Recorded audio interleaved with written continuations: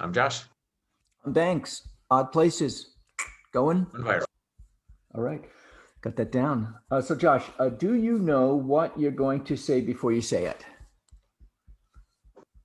Sometimes, though usually not.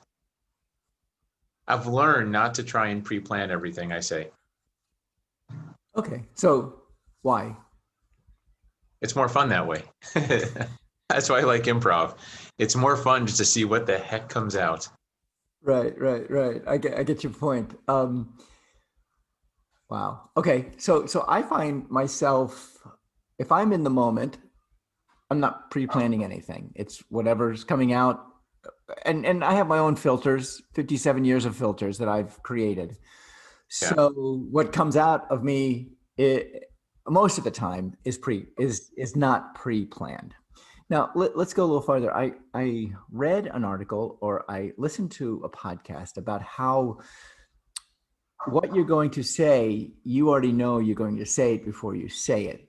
They did a study where they put electrodes on someone's head and they asked them a question, and a split second before they answered, I mean, the brain had already, it was almost as if what you were going to say has already been written or said or structured so that you're going to say it. Well, I suppose that makes sense, right? Because the impulse has to come from your brain to make your mouth articulate. So yeah, a split second before, I agree, but I wouldn't say that's knowing you know what you're going to say before you say it. I think that happens Well, so fast. I don't think you're cognizant of what you're going to say. okay. So it is a 1960s, like 67 study, and the way this, and I do not know the specifics of the study, so it is very vague. But this is the gist of what I got from it. What I understood and the way the study was done, and I think they have recreated the study. I'm not sure. Is that it was almost as if your mind decided for you. So if you have a decision, the way it works, and the mind can then change it anytime it wants to. So it's almost as if we don't have control over what we're going to say. It's almost like it's predestined. And even I only know the vagueness of this, and it's pretty vague. Yeah. However, let's just go with saying that the brain can change or do whatever it wants to anytime it wants to, and even if it has some sort of connection with something bigger, and something bigger is actually controlling the brain. And I'm talking about a deity or something like that. So let's go there. But what if you can control your brain? We've talked about this. We we, What we if you have control your mind? Yes, we And have then your talked mind about. controls your mouth, right? You control your mind controls your mouth. You're actually ultimately you're the original mover. You're the what do they call that? The prime mover. Yes, I guess that's what it's called. The point that I'm trying to make is that you don't control your mind. Okay, that was I got what I got from this study is that something else. Let's say predestination. Let's say not free will. Let's say something else has the plan. The plan is already made up. It's already been told and structured and storied and everything else. And if we decide to do whatever we want to do, it it falls into place and changes it. Hmm. Are you sure drugs weren't involved in this study? You said it was 1967. I'm just thinking like maybe there's something else going on here that they're coming to these conclusions that there's some deity that automatically controls your mind and makes you say stuff without you realizing it. Like I'm having a hard time buying into that. Okay. So why are you having a hard time buying into it? Because it's a deity? Because something else outside of you is making the decision for you? Because the assumption is that you don't control your mind. But I don't think that's, I think you can control your mind. Okay. Okay. All right. So the primary controller is you, correct? I think that's possible. I'm not saying everyone does control their mind, uh, but I'm saying it's possible that you Okay. can. Okay. So what about the influences that we have in our life? I mean, social Sure. media, we're bombarded with ads and stuff like that. And it's almost as if Amazon knows what we're going to buy before we're going to buy it. Yes. So our conditioning does come out in how we talk, right? Our Okay. conditioning does come out, especially when we don't think about what we're going to say. When we let it go more improv, when we just react, then absolutely it's our conditioning, for sure. Okay. So conditioning. We have been on this earth roughly 100,000 years. Let's just say 100,000 years for Homo sapiens. Homo sapiens. Modern human, yeah, I guess. Modern human. Okay, let's stay on that. And for 100,000 years, we've been conditioned. Yes. Okay. Sure. So if we've been conditioned for 100,000 years, then what makes you think that a deity or something else, a biggerness, of whatever? I saw Avatar last night for the first time in like 10 years or whenever it came in 20 years.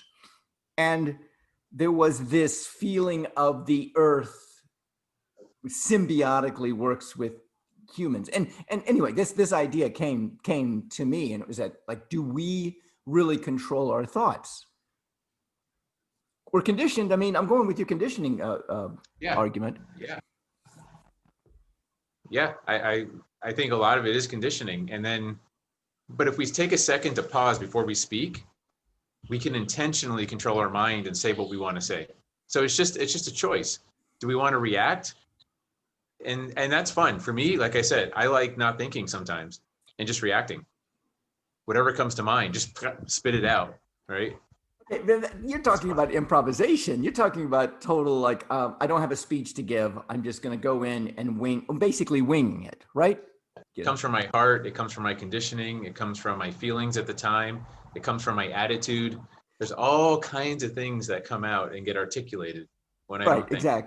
Exactly. However, your conditioning is I mean, it's been around for your genes, my genes, for 100,000 years. So, I mean, there has to be some credibility in the conditioning, yes? Absolutely.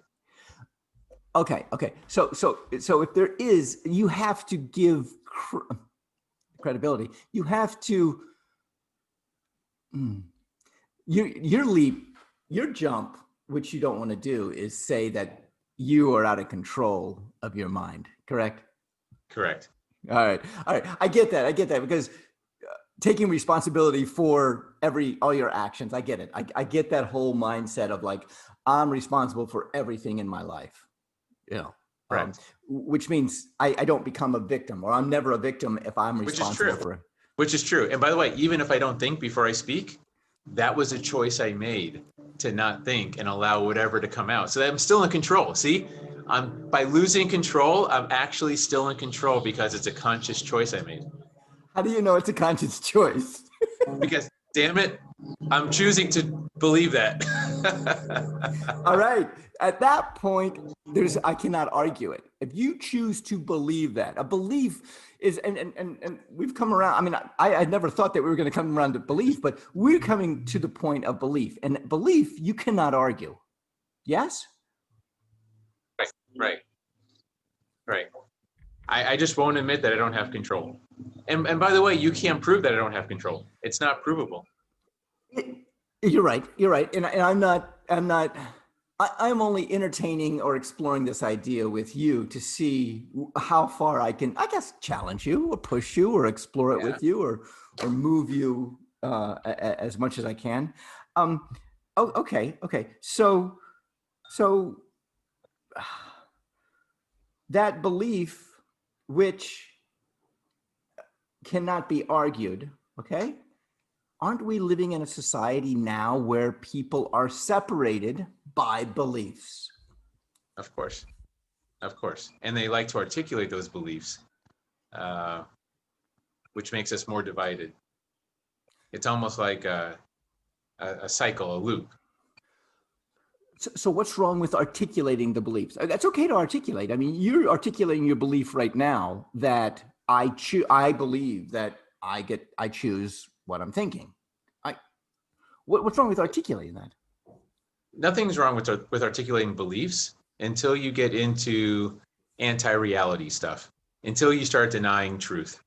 And then we're not on the same planet. When you start denying science, like you'll fly in an airplane and you believe that science works, but then the same science you won't allow it to apply to anything else that you quote unquote believe. So there's things that don't, the things are outside of belief. How about that? We can't apply belief to things outside of belief. That's called reality. Religion is that, though, isn't it? Religion is pure belief, and that's okay. You can believe anything you want religious-wise. belief and faith. Okay, so let's explore faith. We have about a minute now. So faith. I mean, what is that? Is that a belief in something? It's believing what you can't see or can't prove. Okay. So we can't see or prove everything. I mean, even scientists can't prove everything. We can't prove Correct. why the clouds are blue. Well, maybe Correct. water's in them. Yeah. But you can't just have faith that science is wrong when it has proven something. You can't just believe something. You can't believe reality away. You can't just hope that, let's say, there's people right now, I see it on social media, they have faith that Donald Trump is going to be reelected president. They're saying it, they have faith, they're praying to Jesus, the God, and I'm like, but is that going to work? Let me ask you a question. Is it, no matter how hard they pray, no matter how hard they believe, is it going to work? Is it going to make Trump? We will know January 20th. I guess we will. I'm going to bet on science and reality. Sorry, I'm going to bet on numbers. I'm Banks. I'm Josh. Odd places going. Boom. Viral. There we go. That way.